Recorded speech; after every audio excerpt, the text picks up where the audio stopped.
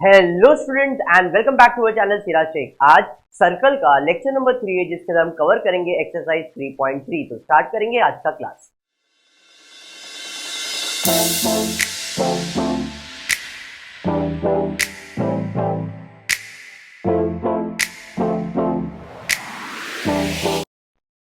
Exercise 3.3 start करने से पहले कुछ बेसिक नए प्रॉपर्टीज है जो अपने को समझने पड़ेंगे। ये एक्सरसाइज बहुत ही इजी एक्सरसाइज है, ये और इसके बाद का एक्सरसाइज दोनों बहुत सिंपल है अगर आपको इसका कंसेप्ट क्लियर हो जाता है। अब तक हमने दो एक्सरसाइज कंप्लीट किया है, 3.1 एंड 3.2। 3.1 में मैंने आपको बताया था रेडियस और टैंजेंट का प्रॉपर्टी, फिर एक सर्कल के दो टैंजेंट मेट हो रहे तो दोनों कॉन्ग्रुएंट होते, ये आपको एक्सप्लेन किया। 3.2 के अंदर मैंने आपको बताया दो सर्कल इंटरनल टच होते हैं या तो एक्सटर्नल टच होते हैं। इंटरनल टच होंगे तो रेडियस, बड़े रेडियस से छोटा रेडियस माइनस करना है। एक्सटर्नल टच होंगे तो दोनों रेडियस को प्लस करना है, तो आपको आंसर आ जाएगा। क्लियर। आप बढ़ते हैं नए एक्सरसाइज की तरफ, एक्सरसाइज 3.3। तो स्टार्ट करने से कुछ प्रॉपर्टीज है जो आपको दिखने, जैसे आपको दिख रहा है एक छोटा सा सर्कल, बराबर है। अब ये जो सर्कल है, ये सर्कल आप समझो कि आपका पिज्जा है। अब पिज्जा के अंदर जो आप पार्टीशन देखते हो, मतलब जो उसके जो स्लाइस निकलते हैं, वो सर्कल को आधा कट करके बनता है कि सेंटर से बनता है? तो मेरे हिसाब से तो सेंटर से ही बनता है, बराबर। ऐसा कुछ आप कट करते हो, क्लियर है। ऐसा कट करोगे तो आप इसका 4 पीस कर सकते हो, 6 पीस कर सकते हो, 8 पीस, और वो भी इक्वल पीस होता है। अगर आपको ध्यान होगा तो जो पिज्जा कट होता है अगर सेंटर से कट होगा तो वो इक्वल होगा। क्लियर। तो यहाँ पे बताना क्या चाह रहा हूँ, जब एक सर्कल है और यहाँ पे एक एंगल बना है ABC, ये बन रहा है आपके सेंटर से। पॉइंट बी सर्कल का सेंटर है। यहां से जो एंगल फॉर्म हो रहा है तो उसमें जो सर्कल पार्ट दिख रहा है आपको, ये जो AC आर्क दिख रहा है ना, ये जो मैंने भी हाईलाइट किया है, जो आर्क है इसे क्या कहा जाता है? आर्क कहा जाता है। ये आर्क का मेजरमेंट फाइंड करता है। तो मैं बोलूंगा अगर आपका एंगल सेंटर से पास हो रहा है, जैसे यहाँ पे ABC जो दिख रहा है ये सेंटर से पास हो रहा है, तो आर्क का मेजरमेंट कितना आएगा? जितना एंगल का मेजरमेंट है, मतलब जितना एंगल ABC होगा उतना ही मेजरमेंट आर्क AC का भी आएगा। क्लियर है। मतलब पूरा जितना एंगल B है उतना ही पूरा आर्क AC है। समझ में आया? सेंटर से पास होएगा तो पूरा लिखना है, सेंटर से पास होएगा तो पूरा लिखना है। समझ में आ गया क्या? अब वही जगह पे अगर पिज्जा जो कट हो रहा है वो सेंटर से कट ही नहीं हो रहा है, इक्वल आएगा क्या?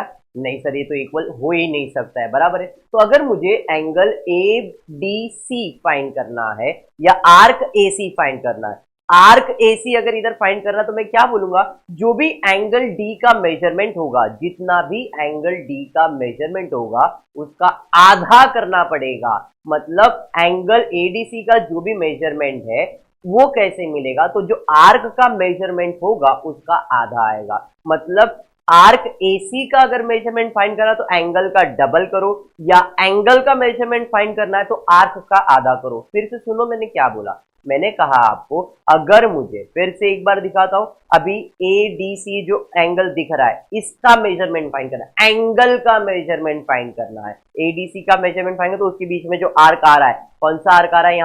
यहाँ पे आर्क आपको आ रहा है, यहाँ पे आर्क आ रहा है AC। जो आर्क AC मुझे फाइंड करना है या एंगल फाइंड करना है, एंगल मतलब ADC, एंगल फाइंड करना है तो आर्क का आधा कर लेगा, आर्क का आधा करेंगे तो एंगल मिल जाएगा। क्लियर हुआ क्या? लेकिन अगर आर्क फाइंड करना है तो कैसे करोगे? तो जो एंगल है उसका डबल कर दो तो आर्क का मेजरमेंट, या तो आधा या तो डबल। कब? अगर आर्क का मेजरमेंट फाइंड करना है तो एंगल का डबल करो, और एंगल फाइंड करना है तो आधा करो। तो इतना कॉम्प्लिकेट नहीं करता हूं मैं, इसे सिंपल बोल देता हूं कि अगर आपको सेंटर से एंगल बनता है तो आर्क का मेजरमेंट पूरा आएगा, लेकिन अगर वो सर्कल से बनता है तो आर्क का मेजरमेंट एंगल का डबल आएगा और एंगल का मेजरमेंट आधा आएगा। तो आधा और पूरा इतना आपको याद रखना है। आधा कब आएगा? आधा जब सेंटर से है, सॉरी सर्कल से, और पूरा कब आएगा? जब सेंटर से। इतना याद रखो, सेंटर से है तो पूरा और सर्कल से है तो आधा।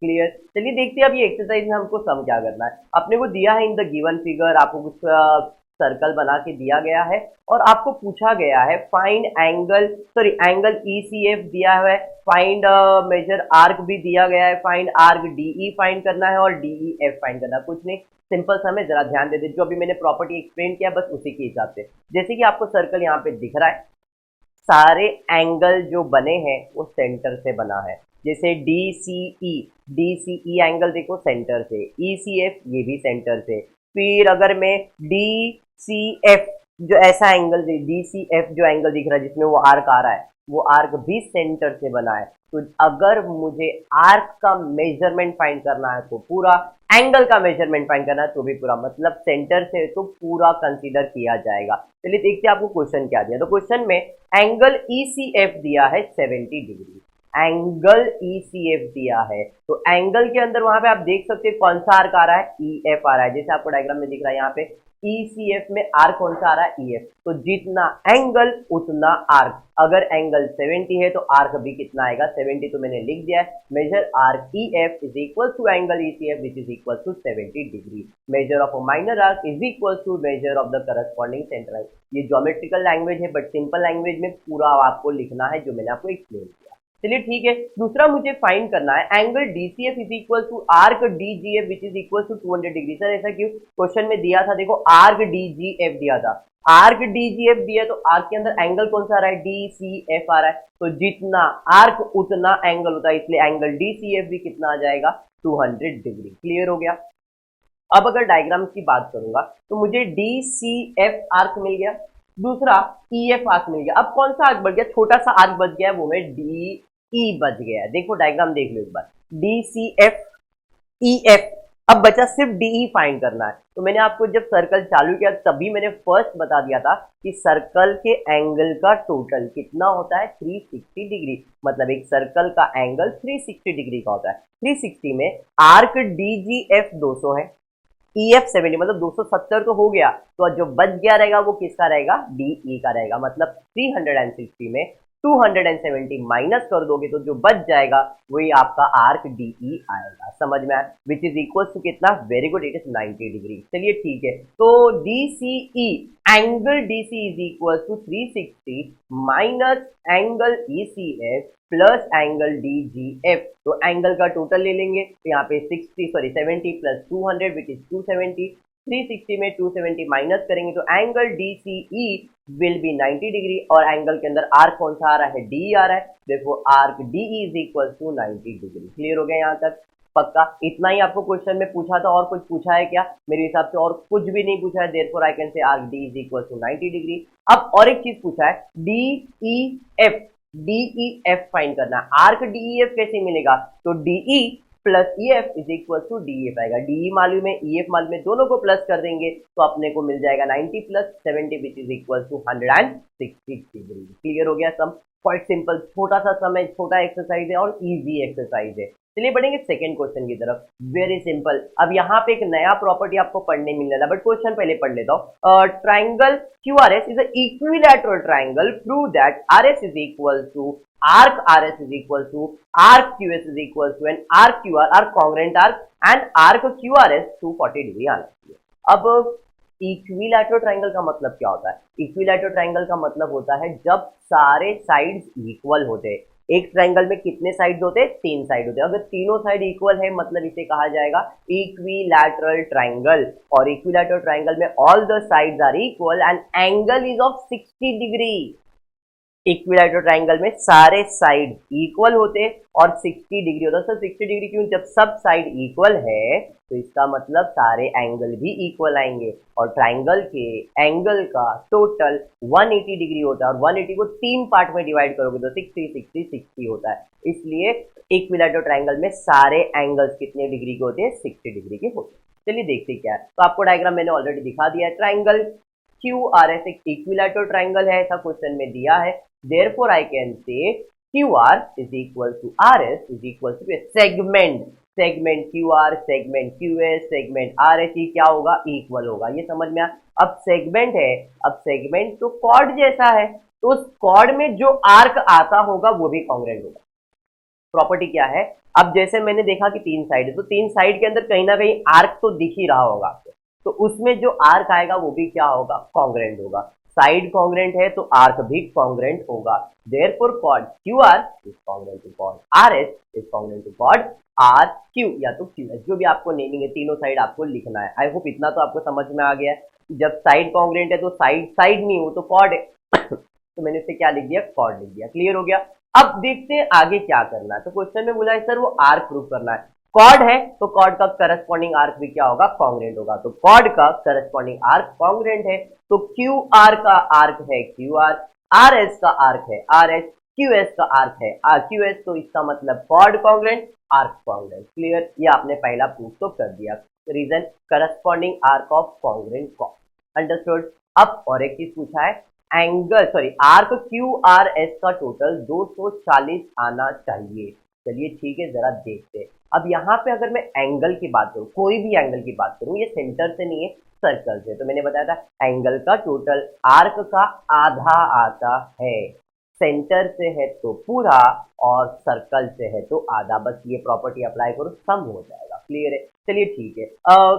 Triangle Q R S is an equilateral triangle. Equilateral triangle मतलब सारे एंगल कितने डिग्री के होते हैं, 60 degree. Angle R, angle S और एंगल क्यू 60 डिग्री का होगा। Angles of an equilateral triangle. Clear हो गया, इतना समझ में आया। अब मैं एक एंगल ले रहा हूं, जो आर्क मेरे को चाहिए उसी का करस्पॉन्डिंग ले रहा हूं। मुझे क्यू आर एस चाहिए, तो क्यू आर एस चाहिए, उसके लिए मेरे को क्या करना पड़ेगा, तो क्यू आर एस चाहिए तो मेरे को उसके लिए क्यू आर आर्क चाहिए, आर एस आर्क चाहिए। तो क्यू आर के लिए एंगल कौन सा बन रहा है, क्यू आर एस बन रहा है, बराबर है कि नहीं। तो क्यू एस आर बन रहा है, तो क्यू एस आर जो बन रहा है उसके सामने क्यू आर आर्क आ रहा है। अब ये जो बन रहा है वो सर्कल से बन रहा है, मतलब एंगल क्यू एस आर जो होगा वो आर्क का आधा होगा।